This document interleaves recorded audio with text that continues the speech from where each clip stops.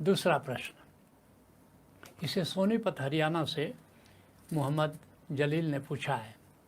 पूछते हैं, नबी के इस्लाम और आज के आधुनिक युग के इस्लाम में क्या फ़र्क है। पहले तो ये जानो कि इस्लाम क्या है, जिसे हम भारतवर्ष में सनातन धर्म कहते हैं। उसी का दूसरा नाम इस्लाम है। और जितने भी प्राचीन धर्म हैं जिसमें कि इस्लाम भी आता है, तो सबके प्रवर्तक भगवान शिव हैं। अलग अलग धर्मों में उनका अलग अलग नाम है। जैसे सनातन धर्म का प्रवर्तक कौन है? भगवान शिव हैं। और उसी तरह बाकी जितने भी धर्म हैं सबका अलग अलग नाम है। जैसे कोई उनको आदि गुरु कहता है, जैसे कोई आदि योगी कहता है, सभी योगी मानते हैं आदि योगी वही हैं। नाथ मानते हैं कि आदिनाथ हैं। और उसी तरह से जैन धर्म में कहते हैं आदि तीर्थंकर हैं, ऋषभ नाथ भी उनको कहते हैं। बौद्ध धर्म में कहते हैं कि वो आदि बुद्ध हैं। इसी तरह इस्लाम धर्म में कहते हैं वो आदि पैगंबर हैं, पहले पैगंबर हैं। तो अलग अलग धर्मों में, जैसे सनातन धर्म में हम उनको कहते हैं कि वो भगवान शिव हैं। सभी धर्मों के आदि प्रवर्तक भगवान शिव हैं। उसी तरह से यहूदी धर्म है, ईसाई धर्म है, इस्लाम धर्म है, वो कहते हैं प्रवर्तक हैं हजरत आदम। लेकिन ये हजरत आदम मनु का भी नाम है और भगवान शिव का भी नाम है। तो इस तरह से नाम का फ़र्क है, शब्दों का फ़र्क है, अलग अलग भाषाएं हैं। लेकिन इस्लाम धर्म के भी जो प्रवर्तक हैं, प्रथम प्रवर्तक आदि पैगंबर वे भगवान शिव हैं। और इस्लाम धर्म का जो मुख्य तीर्थ है वह काबा में है, काबा है जो मक्का में स्थापित है। और ये जान करके तुम्हें आश्चर्य होगा, हो सकता है बहुत लोग ने जाना होगा, बहुत लोगों ने कम से कम सुना होगा कि वास्तव में काबा में लोग जाते हैं, वहाँ हजरत अस्वद की पूजा होती है। और हजरत अस्वद क्या है? वह शिवलिंग है।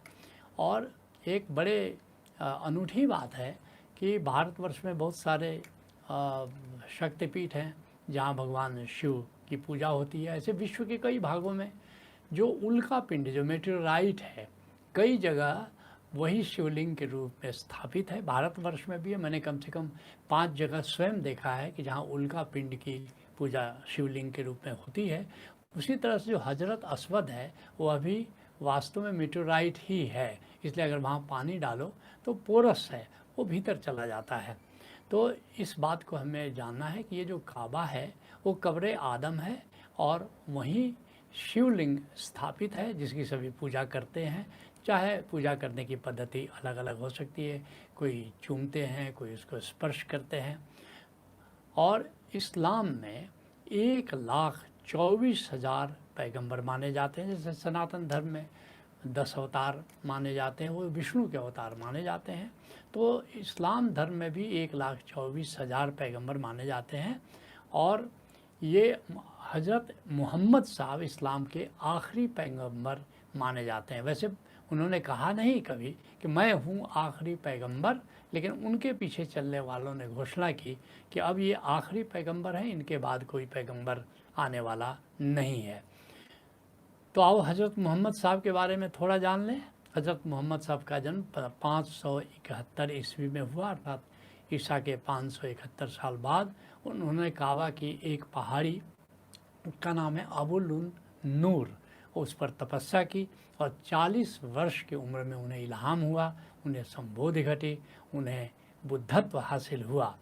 और उसके बाद उन पर कुरान उतरा। जैसे गुरु नानक देव जी पर जपजी साहब उतरे तो वो कुरान उतरा और उस कुरान में उन्होंने तौहीद की स्थापना की, अद्वैत की स्थापना की, वेदांत की स्थापना की, जिसमें पाक कलमा में मुख्य घोषणा है। और पाक कलमा क्या है? ला इलाहा इल्लल्लाह मुहम्मदुर रसूलुल्लाह, अर्थात नहीं है प्राणी परमात्मा से भिन्न। कहीं कहीं इसकी व्याख्या मुल्ला मौलवी करते हैं कि वो कहते हैं कि ईश्वर के सिवा कोई पूज्य नहीं है। लेकिन मोहम्मद साहब तो तौहीद की बात कर रहे हैं, अद्वैत की बात कर रहे हैं कि ज़र्रे ज़र्रे में खुदा है और परमात्मा के सिवा कुछ है ही नहीं।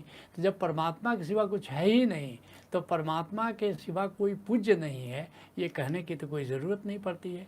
तो असली अर्थ है जिसे सूफ़ी कहते हैं ला इलाहा इल्लल्लाह, अर्थात कि नहीं है प्राणी। इलाह का अर्थ प्राणी है, ला मतलब नहीं है प्राणी परमात्मा से भिन्न, इल मतलब भिन्न, परमात्मा से अलग कोई जीव नहीं है। सिया राम मैं सब जग जानी, करो प्रणाम जोरी जुग पानी, सब गोविंद है, सब गोविंद है, गोविंद बिन नहीं कोई। संत नामदेव कहते हैं ना, ला इलाहा इल्लल्लाह अब मुहम्मदुर रसूलुल्लाह।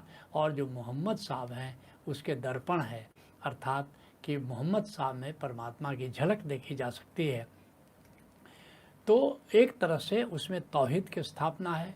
मोहम्मद साहब ने, जैसे सारे संतों ने तौहीद का उपदेश दिया, अद्वैत का उपदेश दिया, उसी तरह से मोहम्मद साहब ने भी अद्वैत का उपदेश दिया, जिसके लिए संत दादू कहते हैं सवे सयाने एक मत, सबकी एक ही जात, आज जिन पहुँचे तिन कह गए, आज सबकी एक ही बात। सारे संतों का, बुद्धों का, तीर्थंकरों का, पैगंबरों का एक ही संदेश है।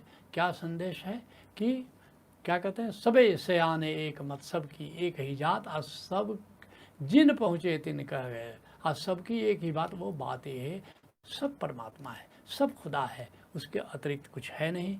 यही संदेश मोहम्मद साहब ने भी दिया। लेकिन जो अपने पूरे, चूँकि नई बात थी और हर बार पैगंबर आता है तो कुछ नई बात कहता है, नए तरह से अपने संदेश को देता है।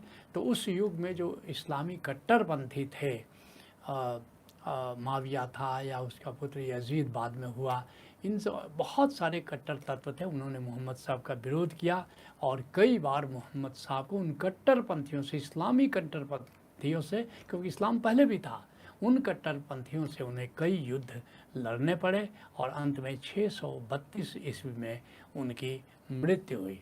अब जानने की बात यह है कि आज का इस्लाम कैसे आया, यहाँ तक कैसे आए, और मोहम्मद साहब के बाद आखिर हुआ क्या कि मोहम्मद साहब ने जो अद्वैत का ज्ञान दिया, आज के युग में आते आते वो कट्टरपंथ में कैसे बदल गया। तो ये उन्हीं के साथ नहीं हुआ, जो भी बुद्ध हुआ, जो भी पैगंबर हुआ, जो भी तीर्थंकर हुआ, सबके साथ करीब करीब यही घटना घटी। जैसे गौतम बुद्ध के जाने के बाद क्या हुआ, उनके जाने के बाद बौद्ध धर्म दो भागों में बट गया, एक महायान और एक हीनयान।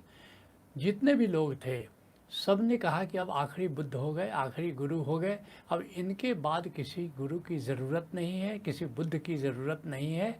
और केवल एक मंजूश्री ने कहा कि बिना गुरु शिष्य परंपरा के अध्यात्म नहीं चल सकता, तो उसने गुरु शिष्य परंपरा की स्थापित की। उसका नाम महायान पड़ा, क्योंकि गुरु एक जहाज़ की तरह है और उस जहाज़ पर जो भी शिष्य चढ़ता है, गुरु के संग जुड़ता है, वो इल्हाम को, बुद्धत्व को उपलब्ध होता है। लेकिन अधिकतर लोगों ने कहा कि नहीं, अब अपनी डोंगी काफ़ी है समंदर पार करने के लिए, किसी के जहाज़ पर चढ़ने की ज़रूरत क्या है। इसलिए उनका नाम पड़ा हीनयान। हीन कहते हैं छोटी नौका को, हीनयान छोटी नौका।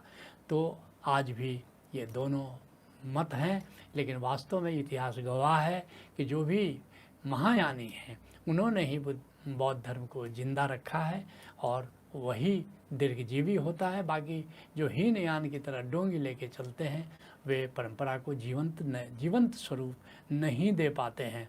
तो ये जो एक तरह से ख्याल है कि ये मेरा गुरु आखिरी गुरु है, मेरा पैगंबर आखिरी है और किसी और गुरु की ज़रूरत नहीं, यही जैन धर्म में हुआ। भगवान महावीर को लोगों ने आखिरी तीर्थंकर मान लिया।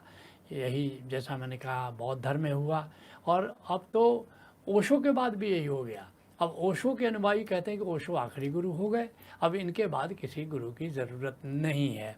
और यही मोहम्मद के बाद भी हुआ कि अधिकतर लोग इस बात को मानने लगे कि अब किसी गुरु की ज़रूरत नहीं है। और नतीजा ये हुआ कि मोहम्मद के बाद दो भाग में बट गया। एक हुआ सूफिया इकराम और दूसरा मत हुआ कि उसको कहते हैं उलमा इकराम, पंडित विद्वान। इन लोगों ने व्याख्या करनी शुरू कर दी और उस पर सिद्धांत विकसित होने लगे। और सिद्धांत अंत में, सभी सिद्धांत अंत में कट्टरता में चले जाते हैं। तो मोहम्मद के बाद जो सूफ़ी परंपरा चली वो तो जीवंत परंपरा है, आज भी चल रही है। वे गुरु शिष्य परंपरा को मानते हैं और अनेक सूफ़ी हुए। भारतवर्ष में भी सूफ़ी परंपरा काफ़ी जीवंत है। लेकिन जो दूसरा सूफ़ियों को छोड़ कर बाकी जितने भी फ़िरके हैं, मोहम्मद साहब ने खुद कहा था कि मेरे बाद मेरा फ़िरका 72 भागों में बढ़ जाएगा, एक असली होगा, बाकी सब नकली होंगे। अब झंझट खड़ी होगी कि कौन असली है। हर फ़िरका मानता है कि हम असली हैं और बाकी सब नकली हैं, लेकिन वास्तव में जो सूफ़ी हैं यही दीन मुहम्मदी है। वही मोहम्मद साहब के इस्लाम को समझते हैं, जानते हैं। बाकी जितने हैं वे सब सिद्धांत पर, मतांतर पर स्थापित हैं और करीब करीब सबके अपने अपने सिद्धांत हैं और वे सभी कट्टरता के मार्ग पर चल पड़े हैं। इस्लामी कट्टरता के पीछे वास्तव में जैसे जैसे इस्लाम आगे बढ़ता चला गया, कट्टरता भी आगे बढ़ती चली गई। सबसे ज़्यादा कट्टरता आई औरंगजेब के ज़माने में भारतवर्ष में। और दुर्भाग्य की बात है कि औरंगजेब जो अपने भाइयों का भी हत्यारा था, उसको उसकी लिखी हुई किताब फतवाए आलमगीर को एक पूजनीय ग्रंथ के रूप में लोग मानते हैं। और फिर 18वीं सदी में सऊदी अरब में वहाबी मत का प्रचार हुआ और ये वहाबी मत बिल्कुल कट्टर मत है। और दुर्भाग्य से जैसे जैसे वक्त बढ़ता जा रहा है ये वहाबी मत बहुत ही हावी होता जा रहा है। फिर 19वीं सदी में इजिप्ट में सलाफ़ी मत आया। सलाफ़ियों का है कि वो बिल्कुल शुद्ध इस्लाम, और शुद्धता के क्या है, ये जो सिद्धांत है, ये जो कट्टरता है, धीरे धीरे इस कट्टरता को ही वे लोग शुद्धता कहते हैं, सलाफ़ी कहते हैं। और सलाफ़ी मत बहुत ज़्यादा कट्टरता के पीछे है। और उसके बाद भारतवर्ष में देवबंदी मत आया, ये 19वीं सदी में आया। इसने भी कट्टरता को खूब फैलाया। फिर 20वीं सदी में बरेलवी मत आया, इसने और भी कट्टरता में जान दी, उस कट्टरता में घी का काम किया, कट्टरता की आग को जलाने में। और फिर 1926 में तबलीगी मत आया, इसने और भी ज़्यादा घी डाला। तो आज जो भी इस्लाम का स्वरूप देखते हो वास्तव में ये कट्टरवादी मत है जिसने आतंक का जन्म दिया। और बड़े दुर्भाग्य की बात है कि मोहम्मद साहब ने इश्क और मोहब्बत की बात की, शांति की बात की, वही बात की जो सारे तीर्थंकरों ने कहा था, सारे पैगंबरों ने कहा था, जो हमारे संतों ने कहा था, सारे सूफियों ने कहा था। लेकिन मोहम्मद साहब के नाम पर ऐसी अंधेर गर्दी मची हुई है कि मोहम्मद साहब का जो संदेश था वो आज तक आते आते एक कट्टर पंथ के रूप में जाना जा रहा है। और इस तरह जो अर्थ का अनर्थ हुआ, इश्क के पैगाम, इश्क का मोहम्मद साहब का पैगाम एक नफ़रत का पैगाम बन करके रह गया। निश्चित ही ये बड़े दुर्भाग्य की बात है। आज सत्संग को यहीं विराम देते हैं। हरि ओम तत्सत।